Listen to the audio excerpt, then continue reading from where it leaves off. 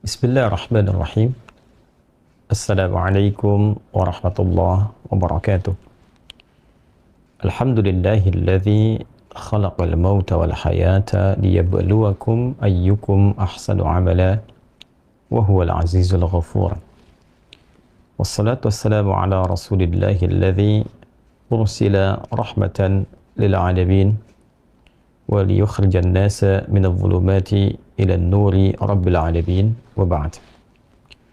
Saudara-saudariku, butuh waktu yang cukup lama untuk mengungkapkan semua gejolak yang dirasakan.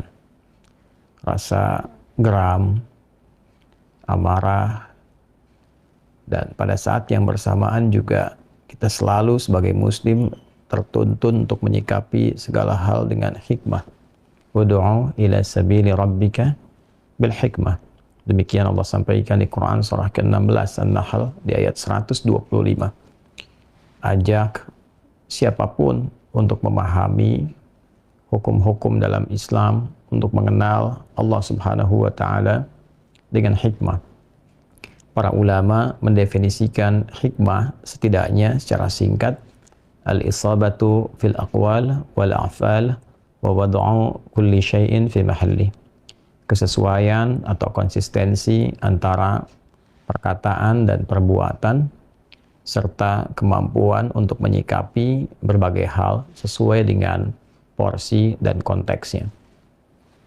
Dalam situasi yang terjadi di Palestina kini dan hal yang kita ketahui bersama bahkan mengguncang dunia dalam waktu dekat yang telah berlalu adalah pengeboman yang dilakukan oleh pihak pendudukan, pihak penjajah Zionis pada satu rumah sakit yang kita ketahui bersama dan telah menyebar videonya tanpa perlu kami tegaskan dan gambarkan situasinya yang tidak mudah untuk mengungkapkan itu semua karena sudah melewati batas-batas kemanusiaan. Dan semakin ditunjukkan bagaimana sikap-sikap dunia pada umumnya, elit-elit global yang senantiasa kita perhatikan secara umum bersikap double standar, standar ganda dalam menyikapi berbagai hal perilaku yang dihadirkan, dimunculkan, didemonstrasikan oleh para Zionis bila dibandingkan dengan perbuatan-perbuatan di bawah apa yang mereka lakukan dengan tingkat kejahatan di bawah apa yang sekarang sedang terjadi dan ditampakkan pada dunia di belahan dunia lain yang begitu cepat responnya. Tidak hanya sekedar mengecam, tidak hanya sekedar menampilkan demonstrasi, retorika, tapi juga mengerahkan satu pasukan dalam konteks perdamaian yang disatukan dalam satu pasukan perdamaian PBB itu, atau bahkan beberapa negara yang mengklaim dirinya superpower adidaya, bahkan hanya karena dugaan-dugaan singkat semata bisa mengerahkan kekuatan yang begitu dahsyat menggempur satu negara, seperti yang terjadi pada Irak misalnya, saat negara ini dihancurkan dengan segala bagian sisi kehidupan masyarakatnya hanya karena tuduhan senjata pemusnah massal yang tidak terbukti sampai dengan kini. Atau bahkan juga Afghanistan, atau juga negara-negara yang lain yang dengan satu kampanye untuk menebarkan demokrasi, menebarkan keadilan semu yang pada akhirnya hanya menyisakan dan meninggalkan konflik berkepanjangan yang tidak usai sampai dengan kini. Bila dibandingkan dengan itu semua, respon yang kita lihat dari berbagai pihak elit global, terutama bila kita katakan secara umum di Barat, baik itu Amerika dan Eropa, nampaknya tidak senafas, tidak seimbang, tidak sejalan dengan berbagai hal yang terjadi dan disikapi oleh mereka pada sebelum-sebelumnya. Walaupun Palestina, saat saya mengunjungi PBB itu, kita bisa mendapati kampanye perdamaian, kebebasan, bahkan juga harapan-harapan untuk menjadikan Palestina ini menjadi satu negara merdeka. Dan itu bisa Anda saksikan ketika Anda berkunjung ke gedung PBB, tertuang dalam satu catatan dinding yang sangat nampak, dan juga perjalanan sejarahnya bisa kita lihat ya sampai dengan kini.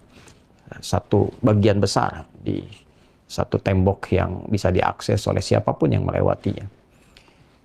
Terlepas dari itu semua, sebagai muslim kita diingatkan oleh Allah Subhanahu wa taala dalam satu surah yang sering kali kita kaji, bahkan sering kita bacakan, hingga anak-anak kecil pun kekinian ditanamkan, diajarkan surah itu untuk dihafalkan, yaitu surah Al-Mulk.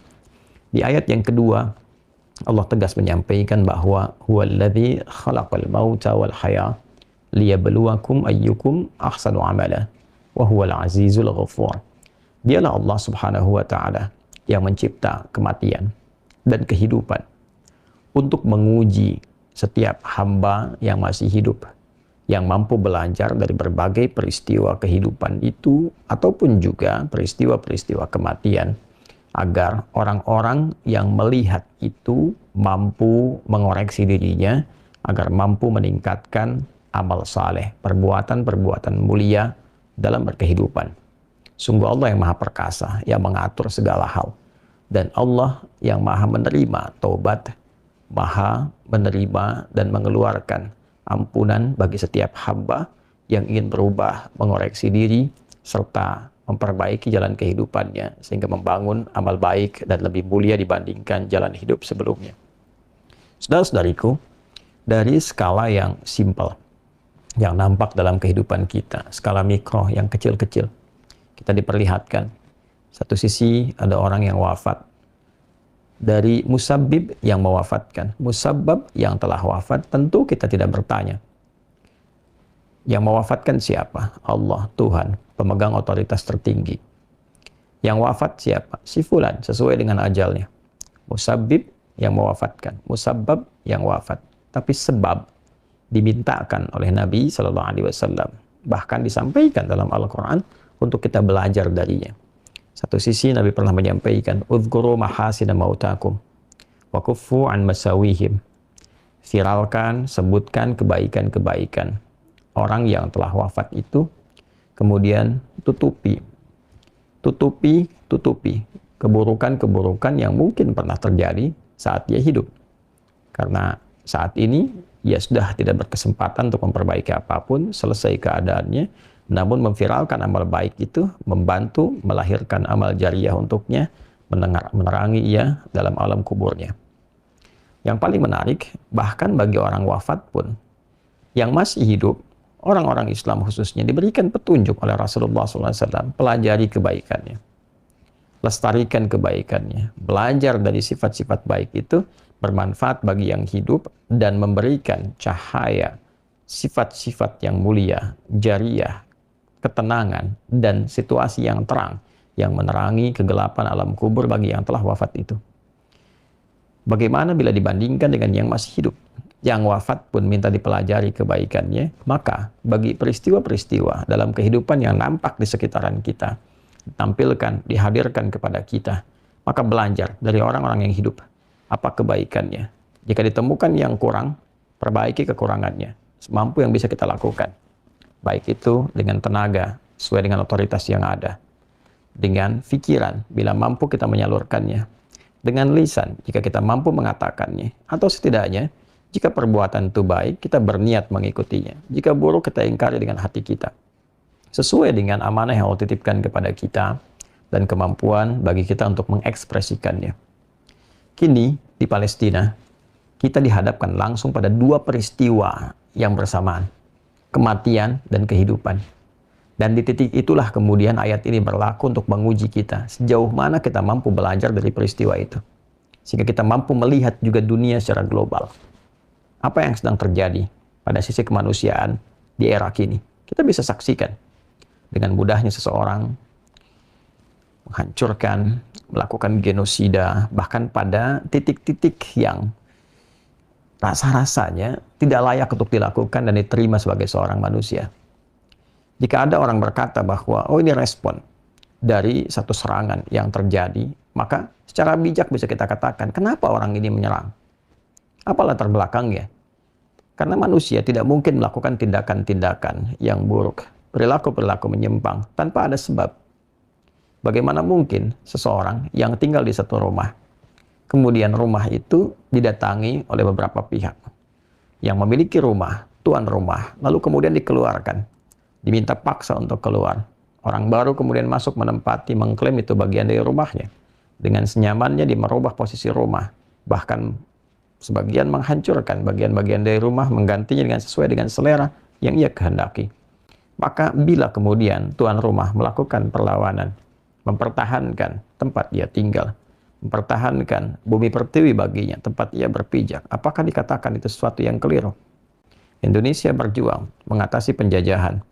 Bagaimana kemudian para pejuang itu bereaksi ketika orang-orang yang datang ke negeri yang tercinta ini melakukan perampasan, penjarahan, dan secara pribadi saya pernah mengunjungi tempat dari satu entitas yang menjajah negeri kita itu. Bahkan saya hadir ke tempat betul-betul jelas dari VOC itu. Datang ke Belanda, datang ke Delft, kemudian melihat bagaimana kantor VOC, bagaimana gudangnya dan sebagainya. Sehingga kita bisa merefleksikan bagaimana mereka datang sampai ke negeri kita tercinta. Merampas berbagai hal, menghancurkan, membumi hanguskan, kemudian menuduh orang-orang yang mempertahankan sebagai kriminal, sebagai teroris, memecah belah dan sebagainya. Tapi apa yang terjadi pada semangat bangsa kita pada masa itu? Mereka berjuang semaksimal mungkin. Apakah ketika orang-orang yang berjuang itu, Bung Karno dengan diplomasinya, retorikanya, Bung Hatta demikian pula dengan lobinya, lalu ada Bung Tomo yang menggerakkan dengan gelegar takbirnya sampai terjadi peristiwa 10 November itu, lalu Jenderal Sudirman yang melakukan gerilya, demikian juga Umar Wirahadikusuma yang membentuk dan memimpin pemerintahan darurat, melakukan gerilya dari hutan ke hutan. Apakah kita tega akan menyebut mereka sebagai orang-orang yang memberontak? Jika mereka kemudian berjuang dengan cara yang benar, menjaga kehormatan, menjaga etika-etika, bahkan dalam konteks mereka berjuang, lalu dituduh sebagai teroris, dituduh sebagai kriminal, dituduh sebagai pemberontak, namun mereka tetap berjuang. Sehingga terlahirlah atas berkat rahmat Allah yang Maha Kuasa, Negara Kesatuan Republik Indonesia ini. Dan kita melabeli mereka semua yang telah berjuang sebagai pahlawan nasional. Bahkan kita siapkan dan tempatkan serta namai makam-makam mereka dengan taman makam pahlawan. Mereka adalah pahlawan. Dan yang paling menarik, bukan hanya Palestina. Berulang kali saya mengingatkan supaya kita tidak melupakan sejarah. Jas merah, jangan pernah lupakan sejarah. Bagaimana seorang mufti besar di Yerusalem, yang saya sering viralkan, sering saya sebut-sebut, yang sangat luar biasa, bahkan dia menyampaikan satu dukungan, bukan di tempat dia berpijak, tapi di negeri lain yang sedang dia berada di dalamnya, melalui radio di Jerman itu, Syekh Muhammad Al-Amin Al-Husaini. Begitu luar biasanya, bagaimana beliau memberikan dukungan yang sangat kuat untuk kemerdekaan negara Republik Indonesia. Dan berulang kali kita sampaikan hal demikian. Saat sekarang Allah menampilkan situasi yang berbeda di tempat lain di Palestina, baik itu di Gaza ataukah di tepi barat atau Palestina pada umumnya. Mereka sedang berjuang di situasi yang sama, yang serupa dengan yang pernah kita alami dahulu.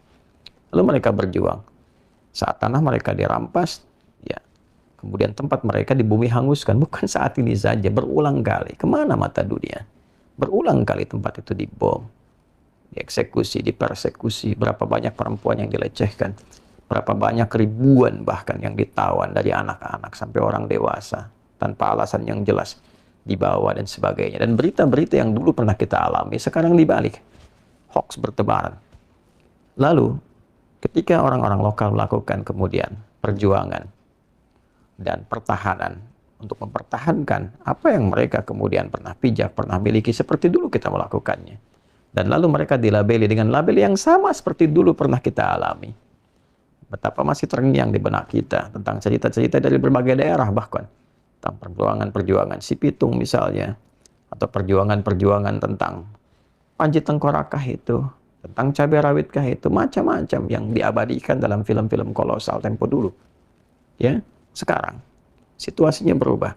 Di sisi lain, ada saudara kita mengalami peristiwa yang sama, dengan labeling yang sama, bahkan sekarang dimunculkan dalam suasana global dengan beragam teknologi yang ada, mudah diakses, hoax bertebaran di mana-mana, Dulu juga hoax banyak disampaikan, banyak penipuan disampaikan. Bukankah Pangeran Diponegoro juga ya kemudian dijebak dalam satu penipuan yang fenomenal sampai sekarang kita kenal. Beberapa kemudian ada yang dieksekusi, bahkan ada satu kepala demang yang sampai sekarang belum dikembalikan kepada ahli warisnya, kepada keluarganya. Ya, dan masih ada sampai sekarang di Belanda, di satu museum, kepala seorang demang dari negeri ini yang masih belum kembali kepada keluarganya. Sekarang kita kembalikan pada konteks Palestina dengan label yang sama. Baru-baru kita saksikan kemarin satu yang diralat. Ada bayi-bayi yang katanya kemudian dipenggal, ada isu-isu yang lain yang ternyata setelah diverifikasi semuanya adalah hoax. Lalu yang terjadi kekinian, rumah sakit. Dan ini adalah sudah melampaui nilai-nilai kemanusiaan. Kita tidak berbicara tentang agama konteks ini.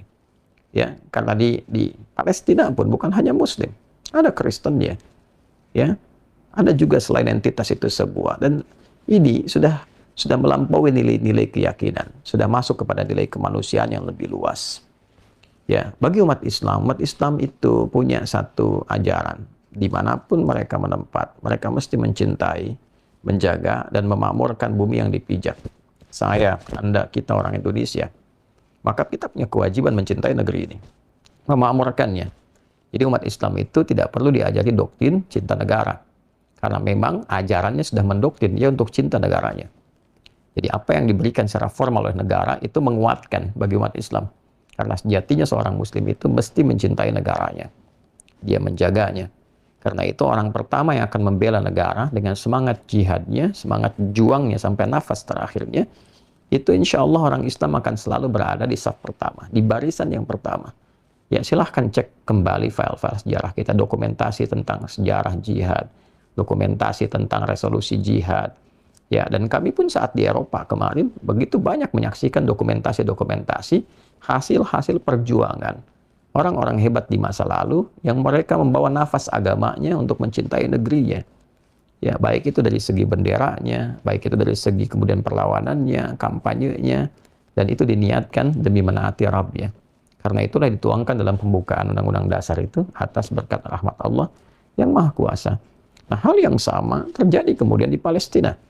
Apakah itu kemudian Hamas ataukah faksi-faksi perjuangan yang lainnya, ya dan sebagainya, semua membawa spirit ya untuk mencintai negerinya atas dasar ibadah kepada Allah untuk menjaga, memakmurkan, mencintai, melindungi. Situasi ketika dibalik mereka berjuang. Nah, di titik inilah kemudian ketika dulu Mufti Yerusalem dari Palestina memberikan dukungannya, apakah salah kemudian sebagai anak negeri orang Indonesia kini kita memberikan spirit yang sama, dukungan yang serupa, minimal kita dengan doa. Ya, minimal dengan doa. Apa yang bisa kita kirimkan, kita mohonkan.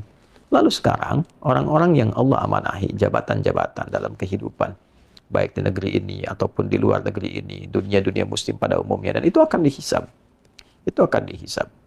Maka setidaknya dalam konteks ini, mesti tentu memberikan suara yang saya sangat punya keyakinan, insya Allah. Indonesia juga sudah bersuara, ya, baik melalui Menlu ataupun aspek yang lainnya. MUI juga sudah bersuara. Lalu perwakilan-perwakilan yang lainnya sudah bersuara. Saya harap bukan orang Islam saja, tapi juga dari non-Muslim, kita semua menjadi satu kesatuan Indonesia untuk menyuarakan ini. Ya, yang dibom itu kan rumah sakitnya, rumah sakit baptis itu. Ya, yang kita saksikan kemarin, yang 500 orang meninggal dan sebagainya.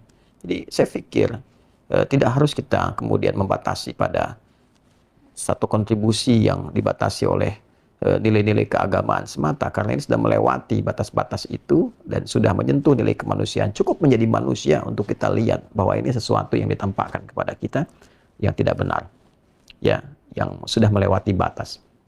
Karena itu bagi umat Islam, kita sekarang diminta oleh Allah untuk melihat bagaimana orang-orang yang berjuang di sana, yang mereka sangat menghormati usia yang Allah berikan kepada mereka untuk dijaga dengan kehormatan. Dan di antara kehormatan itu sikap terhormatnya dengan berjuang. Ya tentu kita mengharapkan kehidupan yang damai.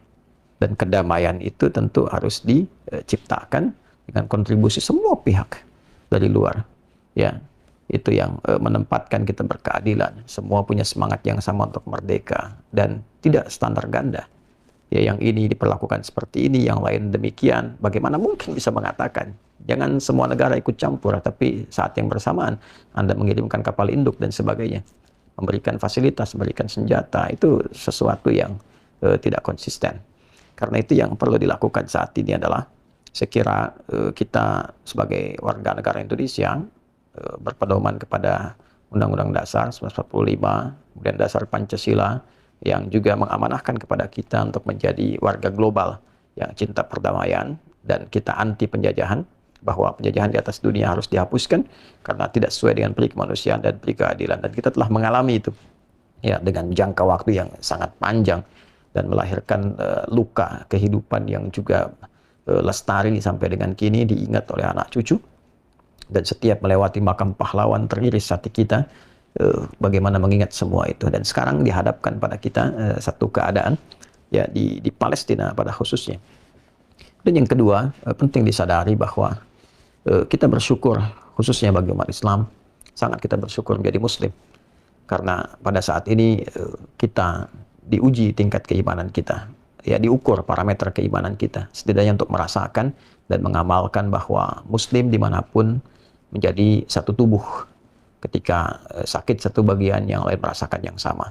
Dan tentu obatnya proporsional. Obatnya proporsional, tidak melebihi kapasitas dari apa yang bisa kita lakukan. Ya, yang berjuang secara fisikal ada di Palestina, yang berjuang dengan doa bisa kita lakukan, yang berjuang dengan harta, yang berjuang dengan diplomasi, apa yang bisa kita lakukan. Ya pun demikian, Indonesia mesti merasa juga bersyukur. Sekali lagi, Indonesia mesti merasa bersyukur dianugerahi oleh Allah mayoritas umat Islam di negeri ini yang punya doktrin cinta, bela, dan makmurkan negaranya. Maka senantiasa harus dijaga orang-orang Islam ini. Saya memohon kepada semua pihak dalam satu dinamika politik yang sekarang terjadi dalam negeri, jangan sampai memecah belah umat Islamnya. Saya ulangi lagi, jangan sampai memecah belah umat Islam di bumi Indonesia ini. Mohon dijaga persatuan. Mohon jangan gunakan narasi-narasi yang memecah satu dengan yang lainnya. Sebab kalau negara ini butuh di saat-saat genting, kondisi-kondisi yang sifatnya memerlukan semangat juang yang tinggi, maka di barisan terdepan itu sampai dengan kini, sependek pengetahuan kami, umat Islam itu memiliki doktrin yang sangat kuat untuk bela dan cinta negaranya. Maka sangat dikhawatirkan bila kita kemudian rapuh, terpecah belah, kemudian tidak bersatu. Nah, sedangkan keadaan-keadaan dunia secara global pada saat ini tidak baik-baik saja. Maka sisi lainnya, mari semangat membangun negeri. Mari semangat untuk mencintai negeri kita, dan pada saat yang bersamaan juga kita menebarkan perdamaian, kita menebarkan keadilan, kedamaian, dan memberikan contoh kebaikan untuk semua. Saya mesti menyampaikan uraian saat ini dengan ketegasan, dengan keterbukaan, karena bila dengan itu semua belum tersentuh lagi hati manusia, maka ini menandakan bahwa ada yang mesti kita waspadai yang tidak baik-baik saja di situasi saat ini. Dan cara terbaiknya untuk mengatasi itu semua adalah semua mesti kembali kepada Allah. Untuk bertobat, melembutkan hati lagi. Karena pada akhirnya kita akan kembali. Jangan sampai dengan skala yang Allah sudah tampakkan seperti itu, belum juga menyadarkan kita semua untuk bertobat dan ingat bahwa suatu saat kita akan wafat. Hanya bagaimana caranya? Ada orang-orang yang wafat dalam keadaan mulia. Ya, mereka berjuang. Hidupnya terhormat, wafatnya juga mulia. Maka bagaimana dengan kita pun yang semuanya adalah calon-calon wafat. Ya, orang-orang yang pasti akan meninggal dan kembali kepada Rabb-Nya. Untuk itu, sekali lagi, mari kita sama-sama mengoreksi diri.